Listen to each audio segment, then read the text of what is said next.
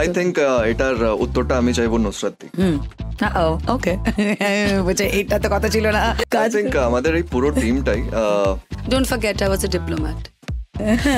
জানি, তার জন্যই তোমাকে উত্তর দিতে বলেছি, নাহলে তুমি বলবে আমাকে বলবে এইসব তুমি কি কেন কি বললে। বাট আমাদের যে পুরো কাটা মানুষ ভাই, তুমি কিছু বলো না। রিয়েল লাইফে দেবাদেবী আছে, হ্যাঁ, এখানে রোম্যান্স করছে তারা নুসরাত, ইয়াশ, এবং আরও সুপার স্পেশাল বিকজ আমার অত্যন্ত ফেভারিট, দারুণ মিষ্টি, ট্যালেন্টেড, ডাইনামিক মৌসুমী আন্টি আছেন, মৌসুমী চ্যাটার্জি আছেন। সো প্রথমে আমি জিজ্ঞেস করবো যে আগে কাস্টিং এর কথা বলো, কিভাবে হয় ব্যাপারটা? যে কাস্টিং প্রথম আমার প্রশ্ন, বলো কিভাবে হয় ব্যাপারে? যখন তোমার নিজের প্রোডাকশন হাউস থেকে ছবি হয় তখন কাস্টিং কি তোমরাই করো নাকি ডিরেক্টরস কল হয়? How does it work? না, মেজর যে মেন কাস্টিং গুলো হয় সেগুলো আমরাই মেন প্ল্যান করি। আর এই চরিত্রটার জন্য স্পেশালি এটা যখন লেখা হচ্ছিল, এটা কিন্তু আমাদের বাঙালি মাদের চরিত্র মাথায় রেখে এই চরিত্রটা লেখা হয়েছিল। যে আমাদের মারা হয় না যে বয়স হয়ে গেলেও বাচ্চাদের হাত ছাড়তে চায় না, মানে ছেলে মেয়ে 40 বছরের হয়ে গেছে তাও না, আমার জন্য তো ছোট, আর ঠোঁট কাটা হয়, মানে মারাই লড়তে চলে যাবে স্কুলে যদি কিছু হয়। সো সেই চরিত্রটা মাথায় রেখে ক্যারেক্টারটা লেখা হয়েছিল। আর যখন কাস্টিং এর কথা আমরা ভাবি, তো আমাদের দরকার ছিল এমন কোনো আর্টিস্ট যে না ঠোঁট কাটা, যাকে আমরা সেইভাবেই চিনি। তো মৌসুমী চ্যাটার্জি, আমরা আন্টি বলি না, আমাদের সাথে ওনার যা সম্পর্ক আছে আমরা ওনাকে ভালোবেসে মৌ বলে ডাকি। ও মা, সুইট, এটা দারুণ। ওনারই কথা মাথায় এসছে আমাদের সবারই। আর আমরা ভাবছিলাম যে উনি যদি রাজি না হন এই চরিত্রের জন্য কাজ করতে, তাহলে হয়তো এই সাবজেক্টটা নিয়ে আমরা এগোতে পারবো না।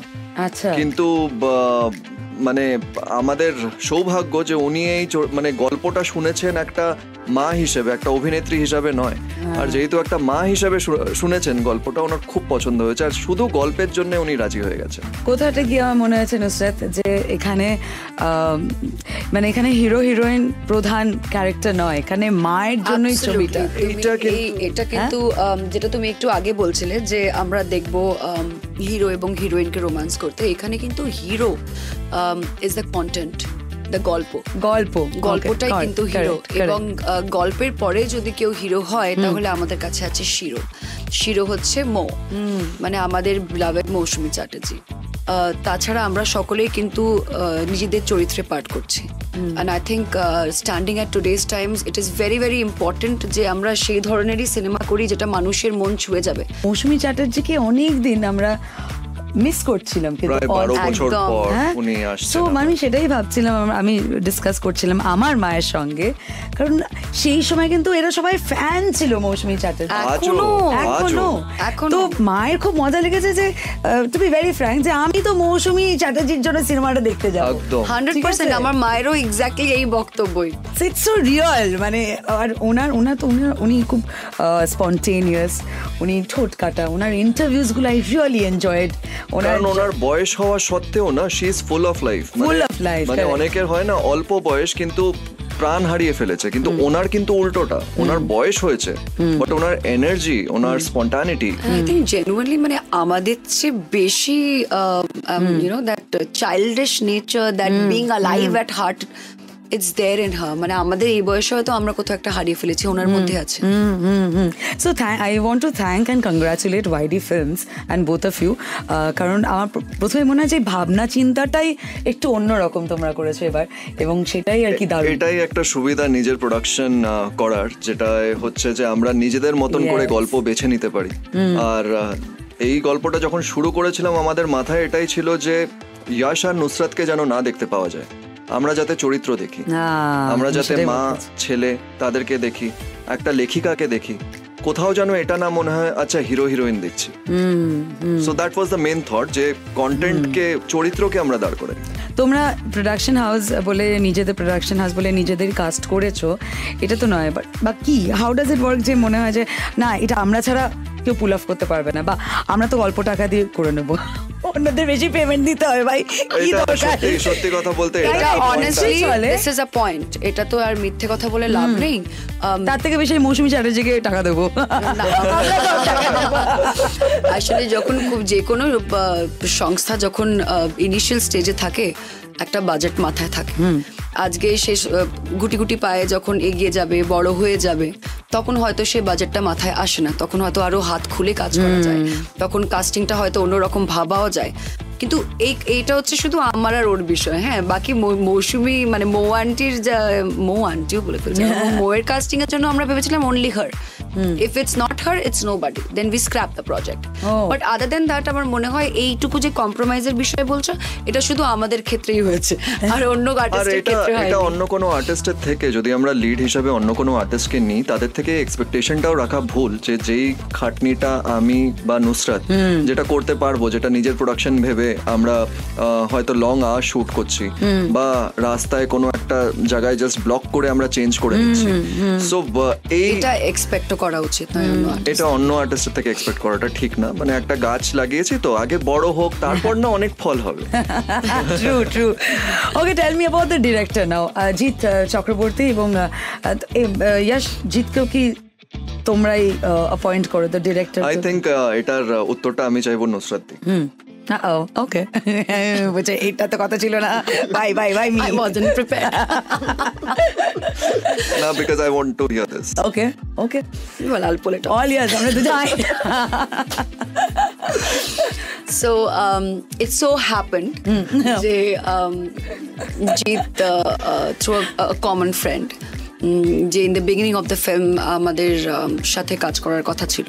আমি নেম ড্রপ করতে পারবো না, কিন্তু কোনো কারণে সে তার সাথে আমাদের ওই পারমিটেশন কম্বিনেশনটা হয়ে উঠতে পারেনি আরেকটা সংস্থার সাথে। বাট দে সাজেস্টেড জিৎ আচ্ছা এই সিনেমার জন্য, এবং জিৎ যখন আসে, জিৎ একটা সিনেমা করেছে কথামৃত বলে, এবং তার কাজ ইয়াশ দেখে এবং well appreciated, and he comes across as a very vivacious, enthusiastic, the new age director, যার অনেক স্বপ্ন আছে, যে অনেক কিছু করে দেখাতে চায়। So I think it is very important. একটা সময় আমরাও যখন নতুন এসেছিলাম, আমাদেরকেও দেখে হয়তো লোকজন বলতো সেই সময় যে বাহ, এরা কিছু করে দেখাবে, তাই না, কি করে দেখিয়েছে।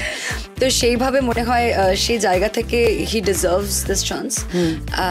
আর মনে হয় সিনেমাটা বেশ ভালোই বানিয়েছে। কাজ করে কেমন লাগলো Yash? Well done, well said, শাবাশ বেটা, ওর মধ্যে ব্যাপার। I think আমাদের এই পুরো টিমটাই, don't forget I was a diplomat. জানি, তার জন্যই তোমাকে উত্তর দিতে বলেছি, নাহলে তুমি বলবে আমাকে বলবে এইসব তুমি কি কেন, কি বললে? বাট আমাদের যে পুরো কাটা মানুষ ভাই, তুমি কিছু বলো না। পুরো টিমটাই খুব পুরনো টিম। মানে এই টিমটার সাথে আমরা যখন অ্যাজ আর্টিস্ট আমরা প্রচুর কাজ করেছি, so this team has been really supportive. আর ইয়াং টিম, ভাইব্রেন্ট টিম, আমাদের ইনফ্যাক্ট ডিওপিও বলতে গেলে হ্যাজ বিন ভেরি সাপোর্টিভ। মানে এই টিমের যদি আমরা সাপোর্টটা না পেতাম, we wouldn't have been able to pull it off. 100%.